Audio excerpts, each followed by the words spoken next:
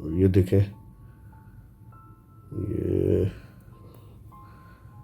मेरे किचन में कुछ है, मेरे किचन में कुछ है। फिर शेड ऑफ दिख रहा है, ये कोई चीज़ है जो चल रही है। ओह नो, इतना क्लियर है ये आज। इसको जूम करते। ओह नो, देखें कुछ है इसके हाथ में। ये किस तरह से है कोई चीज़। ऐसा लग रहा है जैसे रेगिस्तान के कुछ लोग होते हैं ना, रेगिस्तान की औरतें कपड़े पहनती हैं, ये कोई औरत है इस तरह की, इस तरह से चल रही है। यार ये क्या चीज़ है।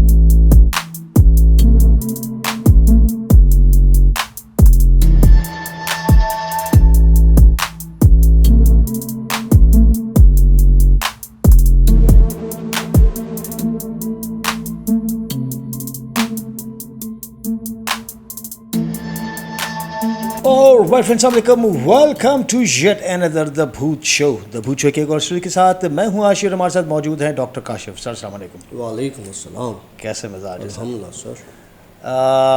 बिल्कुल आप लोग सही हैं कि काफ़ी दिन हुए स्टोरी अपलोड नहीं हुई। लास्ट वीक हम लोग थोड़े से प्रॉब्लम्स में आ गए थे। क्या है कि हमारे जो एरिया है सिंध का, उसमें बहुत सीवियर फ्लड्स का सिलसिला चल रहा था, बारिशों का सिलसिला चल रहा था। तो कुछ हम लोग भी नेकी के काम में आ गए। हाँ, जद में नहीं है, नेकी के काम, नेकी के कामों में आ गए। लेकिन वो कहते थे कि नेकी की और गले में नहीं आए, जैसे हो नहीं सकता। तो सिस्टम्स हमारे कुछ वक्त बंद रहे थे। तो जैसे हमने अब सिस्टम्स ऑन किए तो उसके बाद वो नमी की वजह से जो है वो हमारे दोनों पीसीस ख़राब हो चुके थे। तो खैर वी आर बैक अल्हम्दुलिल्लाह। Now everything is in control. इंशाल्लाह ताला अब आप लोगों को रेगुलर स्टोरीज़ मिलेंगी। जो गलती हुई उसके लिए माजरत। Sir let's start this. Ashi भाई, हमारी एक व्यूअर है लाड़काना से, और वो हमें फॉलो करती हैं काफ़ी अरसे से। और फिर वो जो है हमारे साथ, मेरे साथ इंस्टा पर भी मुझे भी फॉलो करती हैं। तो उन्होंने एक बड़ी ज़बरदस्त स्टोरी लाड़काना बेस्ड मेरे साथ शेयर की। तो मैंने सोचा मैं वो सारी जो भी उन्होंने 2 स्टोरीज़ मुझे बताई वो मैं आप लोगों के साथ शेयर करूं। एक तो ये कि वो बताती हैं कि उनके कज़न्स जो हैं उन्होंने ये स्टोरी उनको बताई थी, या उनकी खाला ने बताई थी। क्योंकि वो कहती हैं कि मेरी जो खाला है वो जिस एरिया में रहती है वहाँ पर एक गरीबों की बस्ती है। वहाँ पे शर कास्ट के लोग रहते हैं ज़्यादा तौर पर। और शर कास्ट के जो लोग हैं वो बेसिकली उनकी जो औरतें हैं वो लोगों के घरों में कामकाज भी करती हैं लाड़काना में। तो हमारे कज़न्स जो हैं उस बस्ती से के करीब ही एक क्रिकेट ग्राउंड है, वहाँ पर क्रिकेट खेलने जाते हैं। तो कहने लगे कि एक दिन मेरे कज़न्स वहाँ पर क्रिकेट खेल रहे थे, तो उन्होंने देखा कि उस बस्ती से एक बच्चे की मैयत लेके जा रहे हैं। वो शर कम्युनिटी जो है, जो शर कास्ट के लोग हैं, वो बच्चे की मैयत लेके जा रहे हैं। बच्चा हार्डली कोई 8 से 10 महीने का होगा। और कहने लगे कि हमने देखा कि वो जा रही है, ठीक है वो, और कब्रिस्तान भी उस ग्राउंड के थोड़ा सा करीब ही है। तो कहने लगे कि जी कुछ अरसे के बाद पता चला कि जी ये बच्चा जो है, हुआ ये कि वहाँ पे उस बच्चे की माँ काम पर गई हुई थी घर पे किसी पे, और बाप घर पर ही मौजूद था। तो झुग्गी में आग लग गई थी। ओए, तो आग लग गई थी तो उसमें वो बच्चा जो है वो झुलस कर अल्लाह मर गया। बाप झुग्गी छोड़ के भागा था। बाप के दिमाग में नहीं था कि बच्चा कोई घर में, ये लेकिन बच्चा वो जो याद है तुम्हें, जो चारपाई में दुपट्टा या चादर लपेट के झूला बना देते हैं, झुल सिंधी में हम लोग कहते हैं। तो उसमें बच्चा डला हुआ था। बहरहाल बच्चे की डेथ हो गई, आग में जल गया वो। इस तरह से माँ भागती हुई आई, लेकिन काफ़ी देर हो चुकी थी। तो कहने लगे ये वाक़या हो गया। अच्छा, उसके करीब ही, मतलब एक कब्रिस्तान, फिर उसके करीब एक दरगाह है, दरगाह बनी हुई है। तो कहने लगे कि हम अक्सर फिर रात को उस दरगाह पर भी जाते हैं। तो वो कज़न्स जो है वो दरगाह पर गए, तो टायरों में मट्टी वट्टी लग गई। तो उन्होंने क्या किया कि एक साइड पे पानी का जैसे लगा हुआ होता है नल या वो हैंड पंप या इस तरह की कोई चीज़ होगी, वहाँ पे उन्होंने गाड़ी खड़ी की कि हम चलो गाड़ी के टायर धो लेते हैं और फिर उसके बाद हम घर चलते हैं। इन्होंने वहाँ पर गाड़ी पार्क की, गाड़ी पार्क करके ये टायर धोने, तो देखा कि दरगाह के अंदर से या कब्रिस्तान से 2 बिल्ले भागते हुए और लड़ते हुए इनकी गाड़ी के नीचे आ गए, नीचे चले गए और वहीं पर गायब हो गए। अच्छा। अब इनको नज़र नहीं आया वो बिल्ले कि वो गाड़ी के अंदर नीचे गए, तो उसके बाद वो कहाँ गए, क्योंकि ये तो टायर ही धो रहे थे। बोला हम लोग डर गए ये देख के कि यार ये क्या हो गया। वो तो हमने अपनी आंखों से देखा, लड़ते हुए आए और गाड़ी के नीचे गए और गायब हो गए। इन्होंने क्या किया, जल्दी जल्दी में गाड़ी में बैठे, अब इनसे गाड़ी स्टार्ट ना हो, घबराहट में इन्होंने गाड़ी स्टार्ट की। बैठे तो गाड़ी से बच्चे के रोने की आवाज़ आई, गाड़ी के अंदर से। और बच्चा कौन सा, वही बच्चा, उसी तरह का, उसी एज का बच्चा जिसके रोने की आवाज़ें, जिसकी डेथ हुई थी। कि लगे जैसे तैसे हमने गाड़ी स्टार्ट की, होश अपने कंट्रोल में करके हमने वहाँ से गाड़ी निकाली। जब गाड़ी निकाली हमने तो तकरीबन आधा किलोमीटर तक या 1 किलोमीटर तक उस बच्चे के रोने की आवाज़ हमारी गाड़ी से आती रही। लेकिन जब हमने उस रेडियस का दायरा क्रॉस किया, वहाँ से निकल गए, तो वो आवाज़ फिर बंद हो गई। वो बच्चा कौन था, वो बिल्ले कौन थे, दरगाह से या कब्रिस्तान से भागते हुए आए, गाड़ी के नीचे गए, गायब हो गए, क्या चक्कर था, बोला आज तक हमें समझ में वो बात नहीं आई। एक तो इन्होंने ये स्टोरी शेयर की। दूसरी इन्होंने एक बड़ी मज़े की स्टोरी शेयर की, जो अक्सर लोगों के साथ ऐसा होता है। कहती है कि हमारा एक दूर का रिश्तेदार है और वो ऑटो चलाता है, लाड़काना में ही रिक्शा चलाता है। तो वो क्या करता है कि रात को 2:30-3 बजे बोलान वहाँ से गुज़रती है, आके रुकती है स्टेशन पर लाड़काना के, और वहाँ से बोलान जो ट्रेन जो है वो वहाँ से गुज़रती है, सवारियाँ आती हैं, ये उठाता है और अपनी अपनी मंजिल तक पहुँचाता है। तो उस रात ये खड़ा था तो एक औरत आई दुल्हन के लिबास में और इसके पास आके खड़ी हुई कि मुझे ले चलो। तो इसने बोला कि मुझे बताओ मैं कहाँ छोड़ूं तुम्हें, और देख रहा है कि वो दुल्हन के लिबास में है औरत। Yes of course.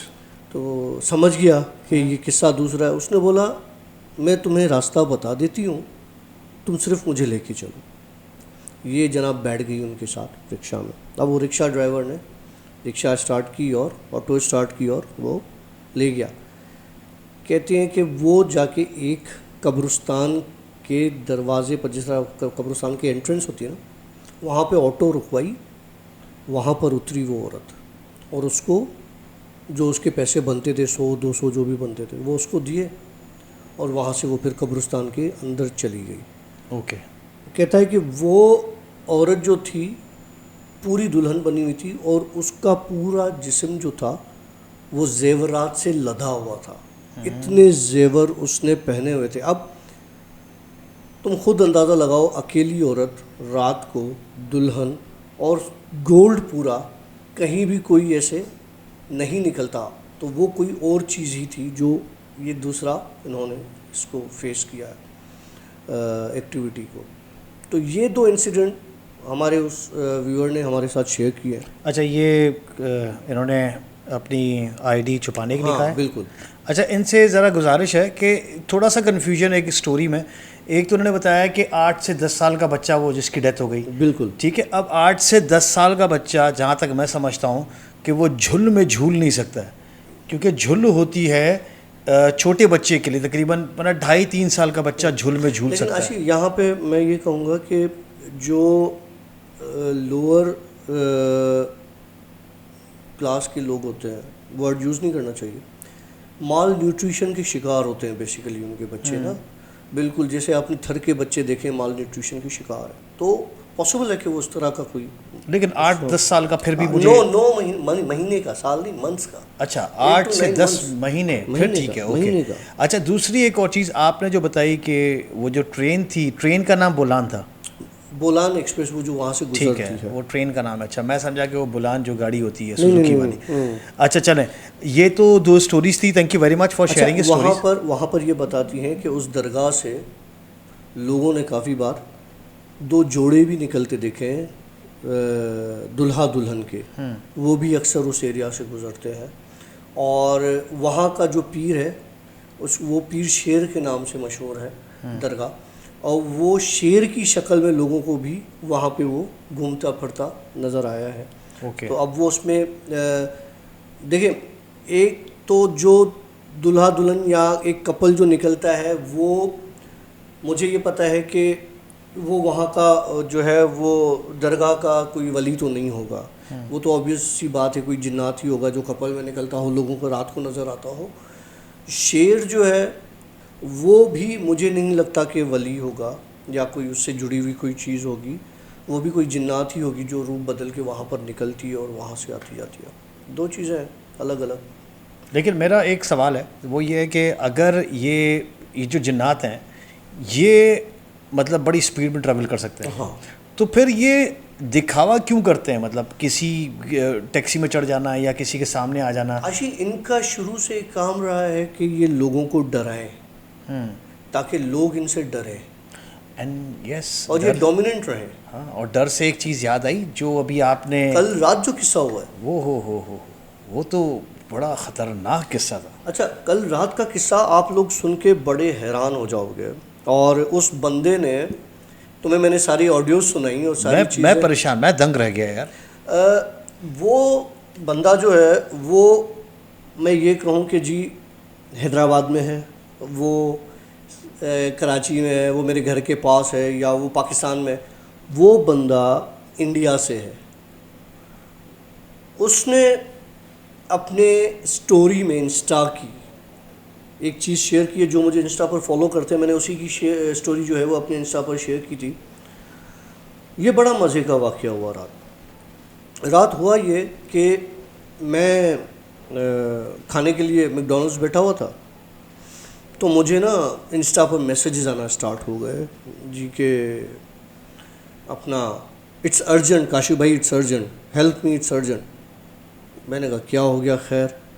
अच्छा, अमूमन मैं रिप्लाई करता हूँ और मैं फ़ौरन ही रिप्लाई करता हूँ, मेरी एक आदत है, मुझे नहीं पता किसको क्या प्रॉब्लम हो, लेकिन कभी कभी होता है कि मैं मिस भी कर जाता हूँ। अगर मैं कहीं ऐसी जगह बैठा हूँ जहाँ पे मैं बात नहीं कर पा रहा तो मैं मिस कर जाता हूँ। लेकिन एक अजीब सी वाइब थी, मैसेजेस आए, मैंने मोबाइल ऑन, स्क्रीन ऑन किया, मैंने इंस्टा में गया और मैंने देखा उसके मैसेजेस थे कि काशिफ भाई हेल्प मी, इट्स अर्जेंट।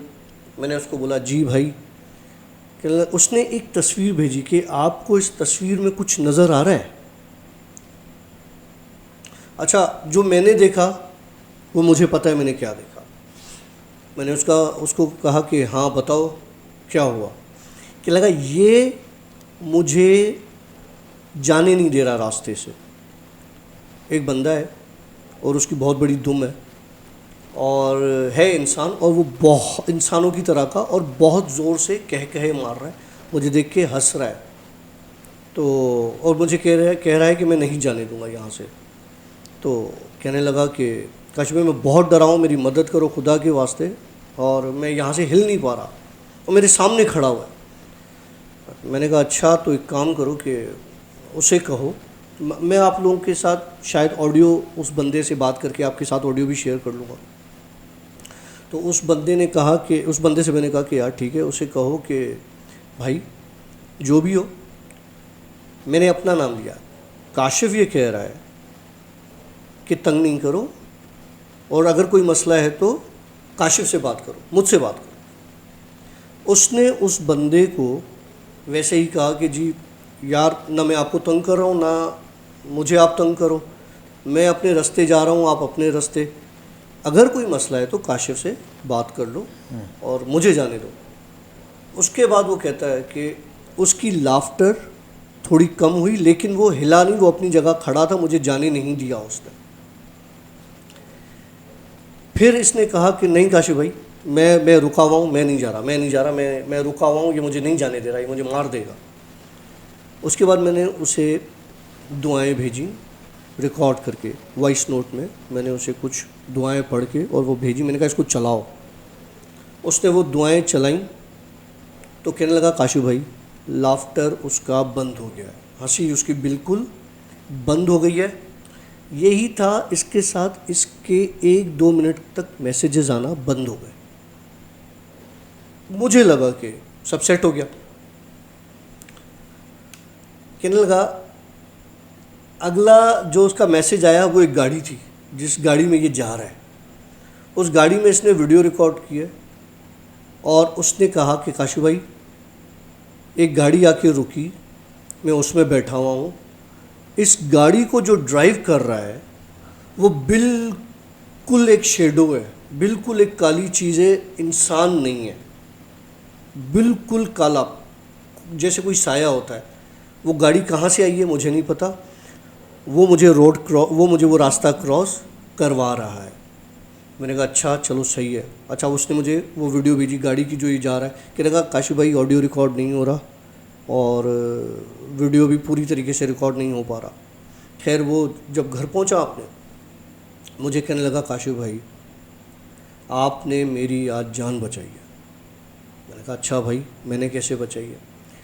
कहने लगा उस चीज़ ने मुझसे कहा कि जब वो वहाँ पे खड़ा हुआ था, जब हाँ, मुझे काशिफ ने भेजा है, ओके, बैठो मैं तुम्हें घर छोड़ देता हूँ।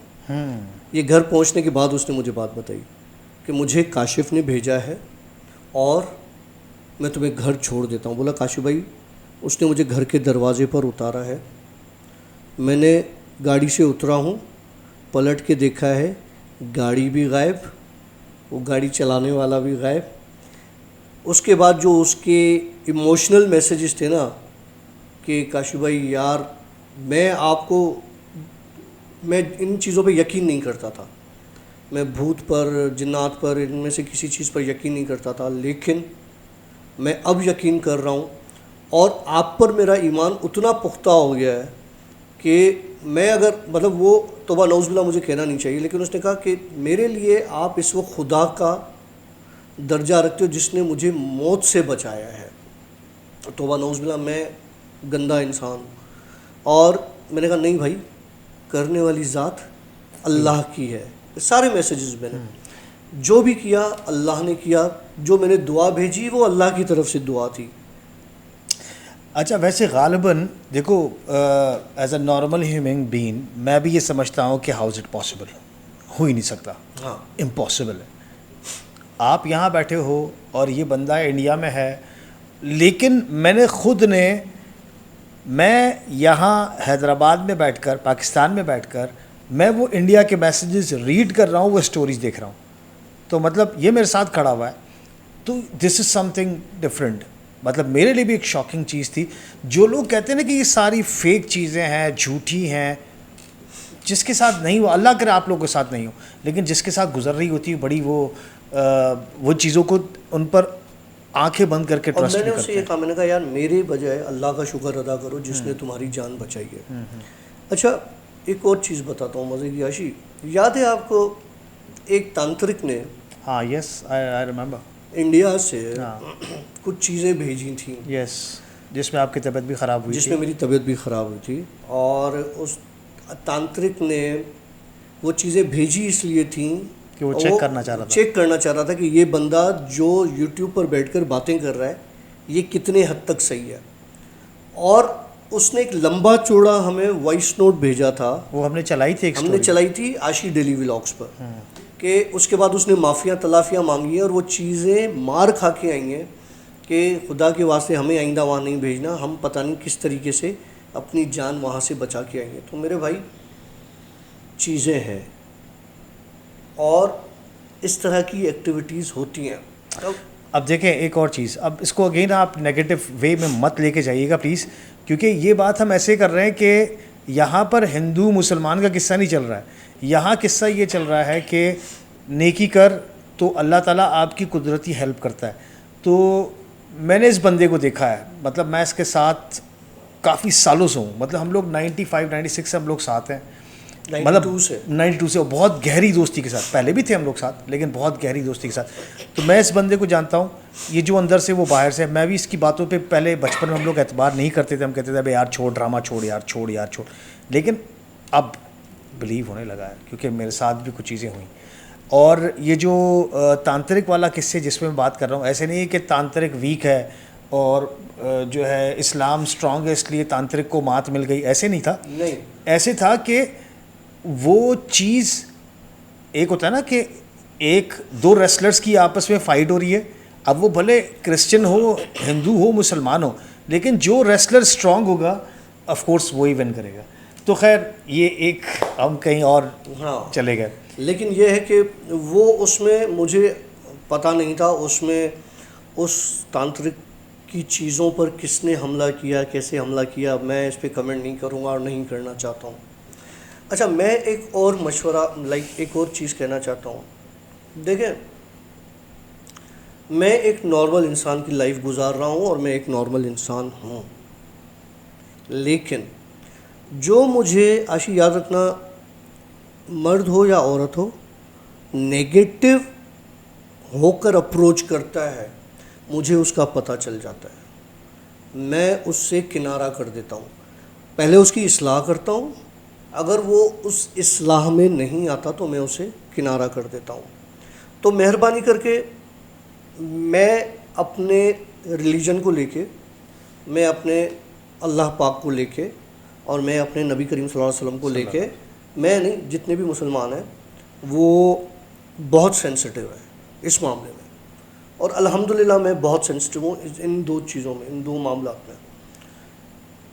तो अगर कोई चाहे आशियों में मेरा कोई भी करीबी दोस्त हो, तौबा नौज़बिल्लाह, अगर मेरे अल्लाह के लिए, मेरे खुदा के लिए कोई बकवास करेगा तो मैं उससे हमेशा के लिए कतई ताल्लुक़ कर दूँगा। बिल्कुल ऑफ कोर्स। बना जैसे अभी हमारे पास हम लोग आपस में जब दोस्त मजाक करते हैं तो हमारा एक दोस्त है वो जो है इस बात से चिढ़ गया ना कि यार मुझे ये चीज़ नहीं बोला करो, तो मतलब ये है कि ऑफ कोर्स हम उसको उस चीज़ से तंग नहीं करेंगे। हाँ, ठीक है, एक होता है कि भाई मैं मजाक कर रहा हूँ तो मैं जिस लिमिट तक मजाक करूँगा उसी ही लिमिट का मैं मजाक बर्दाश्त भी करूँगा।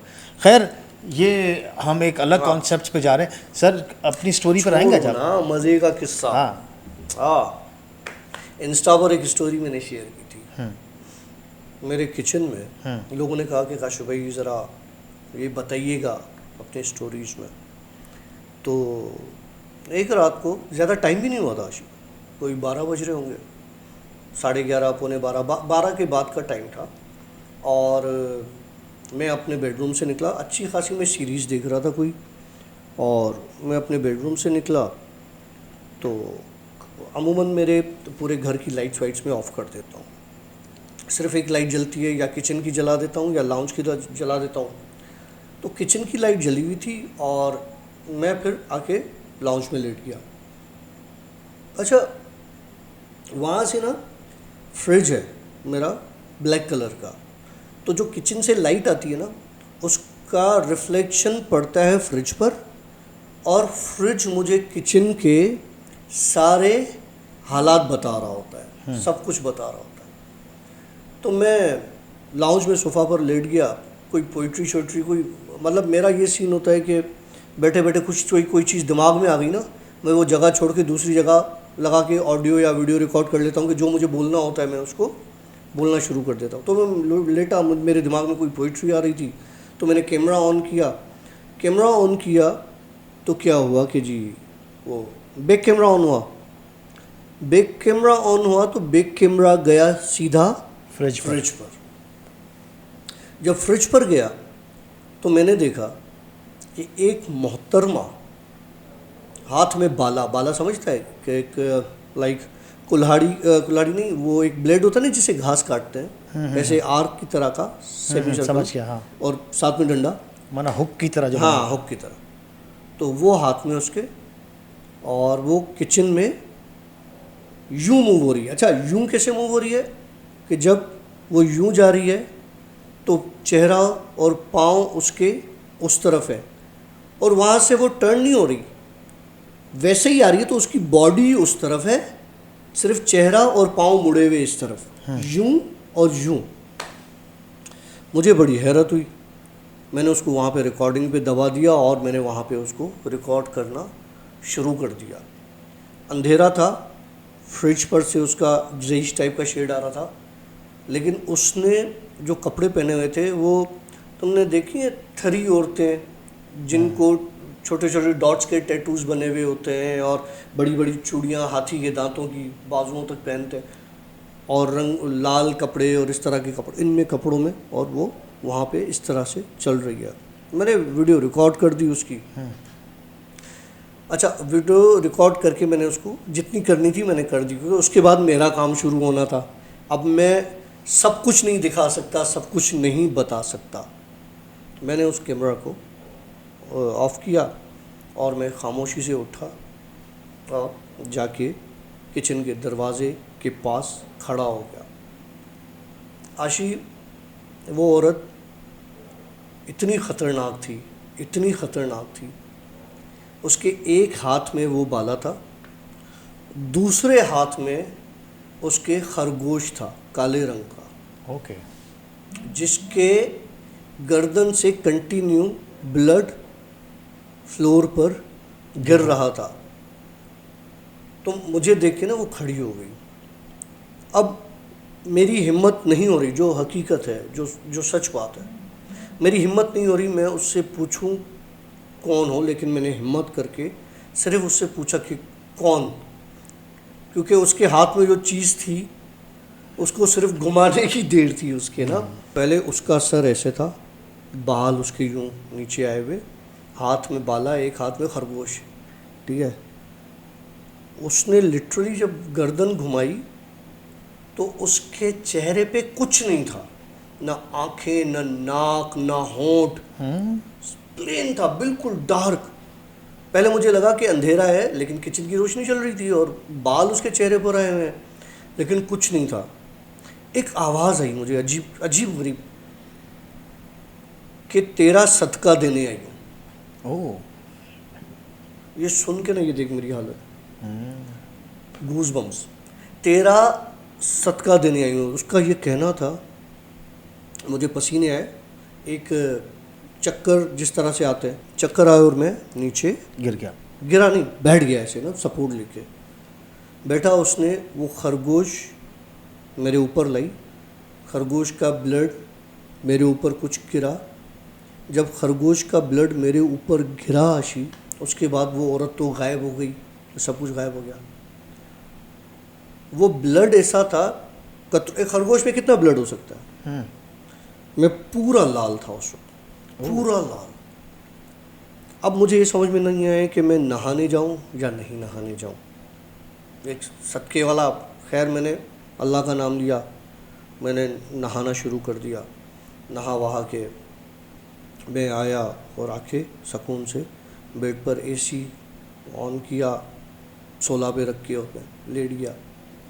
पसीने आए, खून की बदबू आए, आंखें बंद करूँ तो वो खरगोश मेरी आंखों के सामने ऐसा लगे कि मेरे इतराफ़ में घूम रहा है कंटिन्यू। और जैसे वो चक्कर काट रहे हैं ना, तो कॉपर की वायर होती है ना, जिस तरह से हम किसी को वायरिंग करते हैं, बाइंडिंग करते हैं किसी चीज़ की, मोटर, वो कॉपर की वायरिंग की तरह ब्लैक एक तार, उसकी मुझे वायरिंग हो रही है, जैसे ऐसे मुझे अच्छा। मुझे वायर कर रहा है कोई चीज़। खैर मैंने आयतें वायतें पढ़ी और मुझे फिर नींद आ गई। सुबह उठा तो मैं बिल्कुल सेट था, बिल्कुल नॉर्मल था। वो रात मेरी अल्लाह का शुक्र है अच्छी गुजर गई, और मेरे लिए तो अच्छी गुजर गई। 2 दिन रख के मेरे साथ एक कांड हो गया। कांड ये हुआ कि जी, एक मोहतरमा आई घर पे, और वो उन्होंने किसी का रूप लिया हुआ था, वो मैं नहीं बता सकता। पहले वो बहुत लाइक पहले उसकी शक्ल में थी, फिर उसके बाद जो उसने अपना रूप चेंज किया मैं बता नहीं सकता। लिटरली सारी रात उसने मेरा जीना हराम किया, और सुबह तक मैं टोटली डेड था। क्या जो किया? जुमेरात जो भी किया, मैं जुम्मे का दिन था दूसरे, तो मैं बिल्कुल डेड था। जॉब पर नहीं गया मैं, और इस तरह से लाइक बिल्कुल पड़ा रहा मैं, बुखार कमज़ोरी। और ये तबीयत ख़राब, कमज़ोरी यू कैन से कमज़ोरी। तो खैर वो चीज़ हुई, लेकिन फिर उसके बाद अल्हम्दुलिल्लाह कुछ नहीं हुआ, सब सेट रहा वो लोग के, और मालिक का करम है कि अभी तक सब सही है। लेकिन इस बीच में मुझे एक बड़ी अपनी जॉब की तरफ से एक बड़ी अच्छी गुड न्यूज़ मिली। और हाँ यार, कॉन्ग्रेचुलेशंस काशिफ थैंक यू यार। यार, बड़ा अच्छा लगा ना। हाँ लेकिन ज़्यादा अच्छा लगेगा जब हम ट्रीट मिलेगी ना। हाँ हाँ, वो तो मैं तुम लोग को जिंदा गोश्त खिलाऊंगा। अल्लाह रहम करेगा। अच्छा जी, कुछ मैसेजेस शामिल करते हैं आप ही लोगों के। हमारे साथ हैं नाजरीन, हमारे साथ कहते हैं कि nice story watching from Mauritius, thank you very much. Abbas कहते हैं कि please narrate more stories that was based on real content, thank you very much. ज़रूर, हम कोशिश यही करते हैं कि हमारे पास जो स्टोरीज़ आती हैं वो रियल ही होती हैं, तो हम उसको नरेट करते हैं ना। उसके बाद है अफीफ़ा कहती है कि it is a suggestion from my side कि आप अपने घर में डॉग्स न रखें। जहाँ डॉग्स होते हैं वहाँ कोई फरिश्ता उस घर में नहीं आ सकता है। और आप जिस तरह के सेगमेंट्स करते हैं उसकी वजह से ख्याल कई नेगेटिव एनर्जीज़ आपके घर का रुख कर सकती हैं। बिल्कुल मैं सही आपको कह एक रही बात हैं बताता अफीफ़ा। हूँ, मैं आपको एक चीज़ बताता हूँ। ये जो नेगेटिव एनर्जीज़ की बात है ना, मैंने आशी से पहले भी बात की थी कि मुझे जितने भी मैसेजेस आते हैं, जितने लोग मुझसे कांटेक्ट करते हैं मसलों के हवाले से, उनकी नेगेटिव जो एनर्जीज़ है ना, नेगेटिव एनर्जीज़, वो मैं अपने अंदर डिज़ोल्व करता हूँ।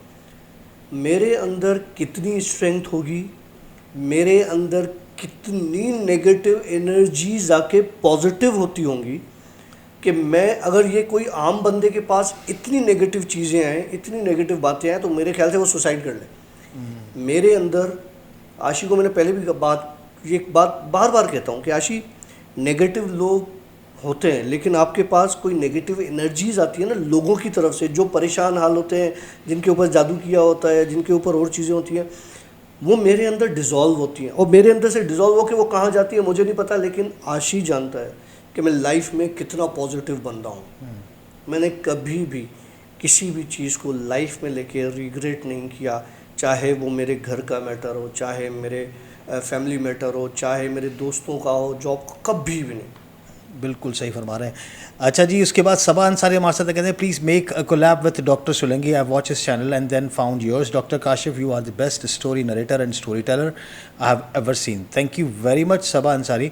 उसके बाद शाहनवाज हमारे साथ हैं, जिनके बहुत सारे मैसेजेस आते हैं, हर स्टोरी में ऑलमोस्ट हमारे साथ होते हैं। कहते हैं कि जिन स्टोरी काफ़ी ज़बरदस्त थी, माशाल्लाह पसंद आई, सबसे अच्छा इसका एंड हुआ, वरना हमें ज़्यादातर स्टोरीज़ में सुना कि लड़की की जान चली गई। अच्छा जी, उसके बाद आसिम रियाज बिग बॉस कहते हैं कि डेली स्टोरीज़ डाला करो। ज़रूर डालेंगे दोस्त, पहले हम डालते थे, शॉर्ट स्टोरीज़ कर सकते हैं फिर हम, और लॉन्ग स्टोरीज़ करने का अपना मज़ा है, एक अपना उसका स्टाइल है, मज़ा आता है, लोग लॉन्ग स्टोरी सुनना पसंद करते हैं। अक्सर लोग जिम में होते हैं या ड्राइव कर रहे होते हैं तो वो लॉन्ग स्टोरीज़ को ज़्यादा सुनना पसंद करते हैं। लेकिन इंशाल्लाह डेली का सीन ज़रूर करेंगे। क्या है कि ये कराची में रहता है, मैं हैदराबाद में, और फिर सैटरडे संडे उसको हम लोग आप लोगों के लिए स्टोरीज़ रिकॉर्ड करें। दुआ करें कोई अच्छा सीन बन जाए कि हम लोग साथ हो जाए, तो फिर डेली स्टोरीज़। एक बात समझ नहीं आई, जो मिट्टी से वो जिन इंसान बन सकता था तो फिर उसकी मौत क्यों हो गई, और जब उसे पता था कि मिट्टी से उसकी मौत हो जाएगी तो फिर उसने मिट्टी क्यों खाई। देखें, मैंने पहले ही बताया था कि जो मिट्टी उसने खाई वो आम मिट्टी नहीं थी। खा के शिफा। ज़िले हसनैन कहते हैं कि वो मिट्टी करबला की थी। क्या बात है यार। उसके बाद और देखो कैसे राइट टाइम पे चीज़ें सामने आ जाती हैं। पुनीता मिश्रा कहती है कि love from India, thank you very much. Adil Ali Sidhu कहते हैं कि intro music love, thank you very much. और जैन मिर्ज़ा कहते हैं कि एक तो स्टोरी की एडिक्शन हो गई है और आप लोगों का चैनल इनएक्टिव हो गया। चैनल इनएक्टिव नहीं है दोस्त, लेकिन कुछ परेशानियां, कुछ मसले, जैसा कि हमने बताया कि बारिशों का मसला चल रहा था, पीसीस भी ख़राब हो गए, साथ में ऑल ऑफ सडन मैं खुद बहुत ज़्यादा परेशान था किसी बहुत चीज़ से। परेशान था। अच्छा, मेरे जिसको पता था ना, उन्होंने सब ने बहुत ज़्यादा दुआएं दी हैं। हाँ, मेरे वालिद साहब की तबीयत बहुत सीरियस थी और वो सीसीयू में एडमिट थे, तो मैं कंटिन्यूस उनके साथ था। 3 से 4 दिन, तो 4 रातें 4 दिन मैं सोया नहीं। खैर अल्लाह अजर देने वाला है, लेकिन बताने का मकसद ये है कि प्लीज़ दुआ कीजिएगा कि अल्लाह उनको सेहत और लंबी ज़िंदगी अता फ़रमाए। तो हम लोग देखिए, घर के जो बड़े हैं ना, वालदैन, मेरी माँ मेरा बाप, अल्लाह उनको ज़िंदगी दी। जिनके हैं उनकी कदर करें, नहीं हैं तो उनके लिए दुआ करें। आज मेरे भाई ने एक मुझसे बात की, मैंने तुम्हें ये बात शेयर की थी। मेरे भाई ने बोला यार काशिफ, मैं ख्वाब में कोई 6-7 बार जहन्नम देख चुका हूँ। जहन्नम में गया नहीं हूँ, लेकिन जहन्नम के रास्ते में, जहन्नम गुजरते हुए जहन्नम गुजरते देखी। हुए मैंने जहन्नम देखी। ठीक है। और कहने लगा एक बार नहीं देखी, मैंने एक ही तरह का ख्वाब कोई 4-5 साल में देखा है और बार बार कोई 6-7-8 बार देख लिया है। तो मैंने उससे कहा कि मेरे भाई देखो, सबसे पहले अच्छा हर इंसान की ना अपनी एक सोच होती है। मैंने उससे कहा कि यार देखो, सबसे पहले तो इस्तिग़फ़ार करो, तौबा करो, किसी का हक नहीं मारो, किसी का हक खाओ नहीं। और दूसरी बात कि सबसे पहले तुम्हारा वालिद, अल्लाह ज़िंदगी दे, मेरा वालिद अल्लाह ज़िंदगी दे, आमीन आमीन। वो उनका ख्याल रखो, उनको खुश करो, उनके हक पूरे करो, ताकि उनके दिल से जो दुआ निकलती है, तो ये मैं कहता हूँ जहन्नम क्या चीज़ है। मतलब जहन्नम आपके लिए फूल निछावर करेगी अगर आपके माँ की या बाप की दुआ आपके साथ है तो। बिल्कुल। अब जैसे मैंने अभी आपसे बात की कि वो 3 दिन मैं 3 रातें मैं सोया नहीं, और उसके बाद हमें तकरीबन 7 से 8 दिन लग गए ना कराची में, क्योंकि हॉस्पिटल वहाँ पर करीब था, तो इसलिए मुझे कराची में ही रहना था। तो इस वजह से मैं हैदराबाद के लिए हम लोग कुछ भी मतलब टोटली मैं कट ऑफ था। तो ये सारे मसले रहे। तो कभी कभार जो है ना वो हमारे जो सुनने हम वाले भी देखने इंसान वाले हैं यार, हमारे साथ भी प्रॉब्लम्स होती हैं। हो सकते हैं, और स्पेशली जो चीज़ हम कर रहे हैं इसकी वजह से तो आप लोगों को बहुत अंदाज़ा नहीं है, आप बहुत अंदाज़ा मसला। नहीं कर सकते। सबसे जो पहला मेरे साथ मसला शुरू हुआ था वो हुआ ही इसकी वजह से था। मतलब नॉट फॉर यू, हाँ नॉट बिकॉज ऑफ यू। मैं बात कर रहा हूँ कि ये जब से हमने स्टार्ट की उसके बाद से मुझे चीज़ें दिखना शुरू हुई। मतलब एज सच मेरे सामने नहीं खड़ी हुई हैं, लेकिन उसने अपना एक इम्पैक्ट छोड़ा। फिर भले मेरे फैमिली के ऊपर छोड़ा, मेरे घर पे ऊपर छोड़ा, लेकिन हुआ। इसलिए हम लोग कहते हैं कि भाई स्टे सेफ, इन चीज़ों से दूर रहें। हम लोग ये छेड़ी छाड़ी करके अब हम फंस गए हैं वैसे ही। लोग कहते हैं कि जी, लोग मेरी लाइफ को फैंटेसाइज करते हैं कि यार इसके पास जिन आते हैं, इसको जिन नज़र आते हैं, ये बातें करता है। काफ़ी ऐसे मैसेजेस आते हैं लड़कों के भी लड़कियों के भी कि यार हमारे पास जिन भेज दो, हमें जिन देखना है। बस कर दें। जिस दिन पहुंच गया ना, जिस दिन पहुंच गया जान छुड़वाने के लिए, मैं कहता हूँ ताकत लगती है, ताकत लगती है, ताकत भी लगेगी। सोच और नहीं सकते। मज़े की बात, ताकत तो लगेगी आपकी, आपको यहाँ से वहाँ भटकना पड़ेगा। और फिर दुआ ये कीजिएगा कि आपको कोई सही बंदा टकरा जाए, पता चले वो बंदा जो दूसरा आपको गलत मिल गया ना, वो उल्टे आपके सारे काम कर देगा और आपसे मज़े सारे लेकर, पैसा वैसा लेकर, और दे मार 4.5। चलो जी, थैंक यू वेरी मच। बहुत मज़ा आया आज की स्टोरी सुनने में, करने में, और आप लोगों के साथ वापस से जुड़ने में। तो अपना बहुत ज़्यादा ख्याल रखिएगा। मुझे और काशिफ को दीजिएगा इजाज़त। हमारी तरफ से बाय बाय, अल्लाह हाफ़िज़।